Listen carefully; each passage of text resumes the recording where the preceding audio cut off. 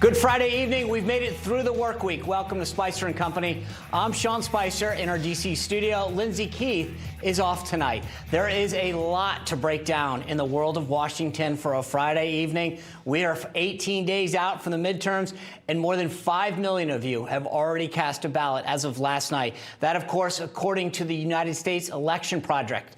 And a number of Republican candidates in these final 3 weeks are closing in on the Democratic opponents. I want to walk you through a few of these because it's amazing where the shifts have happened. In the race for governor in New York, incumbent Governor Kathy Hochul, remember, she took that governorship after Andrew Cuomo resigned. She's only up by 2. Right? 2 points over Lee Zeldin, a far cry from the 25-point lead she had over Zeldin in August. Check out where it was then and where it is now. She leads him 46-44, well within the margin of error. Unbelievable how close that race is. With crime being what it is, I think Zeldin's got a real clear shot there. I want to move over to the Senate real quick. Check this out. Real Clear Politics. Their map is predicting Republicans will have a 3-seat majority when all is said and done in the Senate. They've put Arizona, Nevada, and Georgia in the Republican column. Those will all be pickups. Arizona, Nevada, and Georgia. Those would all be pickups. They think all of them will ultimately go to the Republicans. As I've said all along, I think Georgia's going to go to a runoff. It'll have that runoff in January. They still think it'll end up in the Republican column. But then they've got Pennsylvania, North Carolina, and Ohio, and Wisconsin, all seats Republican held right now, will all stay with the Republicans. You do that math, you bring the total to 53. That gives Republicans 53 and Democrats 47 if you include Bernie Sanders, who caucuses with them. But Florida Senator Rick Scott has been on the show a number of times. He heads the National Republican Senatorial Committee. He says that number could get as high as 55 seats. I mean, he's bullish on New Hampshire and a couple other places. We'll still see. Now, we had Senator Chuck Grassley from Iowa on the show yesterday. There's some concern about his race. He is now leading his challenger, Mike Franken, by 11 points, 53-42. That's good news for Grassley. In Pennsylvania, check this out. Republican Dr. Oz has now tied the race with John Fetterman at 44. That's a 3-point shift towards Oz from September. Remember, Biden was in Pennsylvania yesterday, stumping for Fetterman. They're clearly worried. And in Utah, we called this race out the other day.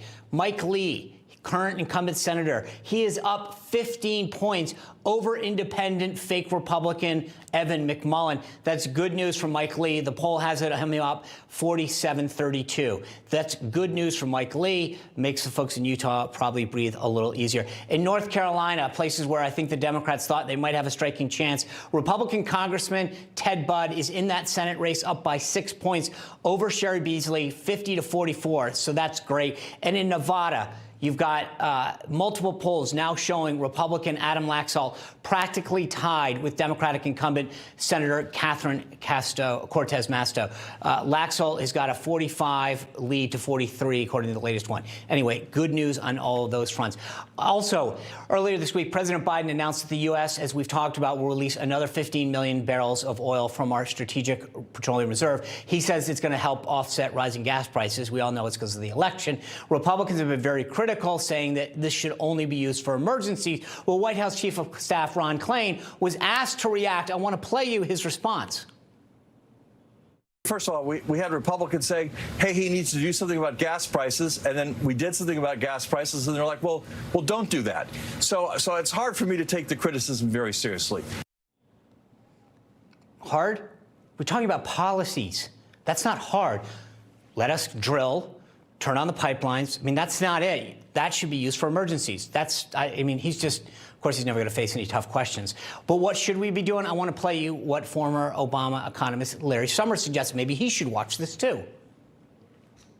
I think the Biden administration could think about a range of measures to reduce costs, making it easier for for energy companies to start drilling or fracking for oil and natural gas. Oh, wow. That sounds like pretty common sense stuff. Maybe Ron Klain could listen to Larry Summers.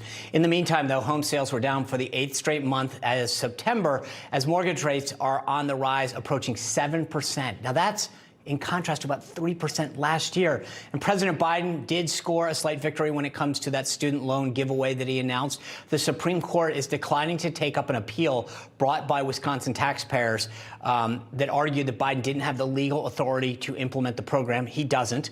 We'll see where this thing goes. I don't think we've seen the last of it.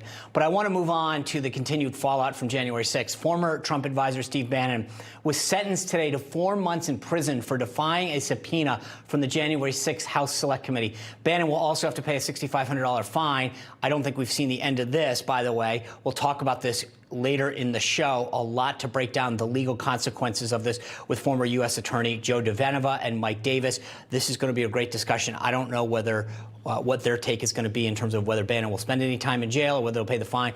You're going to want to hear their take on this, by the way. This all happened on the same day that Trump was officially subpoenaed by the committee. You may recall a few days ago during one of their little partisan shows that the committee unanimously voted to subpoena Trump at the end of their final hearing. Meanwhile, the Justice Department still wants another $34 million in funding to continue its investigation into January 6th. And by the way, the city of El Paso is ending its migrant busing program after it called on the White House to issue a state of emergency. Officials say they decided to terminate the program after the Biden administration decided to finally force Venezuelan migrants back to Mexico. This latest development comes after the White House reportedly urged the Democratic mayor of El Paso not to issue an emergency declaration earlier this week. El Paso has sent 292 buses carrying almost 14,000 migrants all over the country to places like New York and Chicago. But he's a Democrat, so you don't hear about that, do you? Interesting. By the way, still ahead, Republicans across the country are gaining ground in traditionally dark blue states.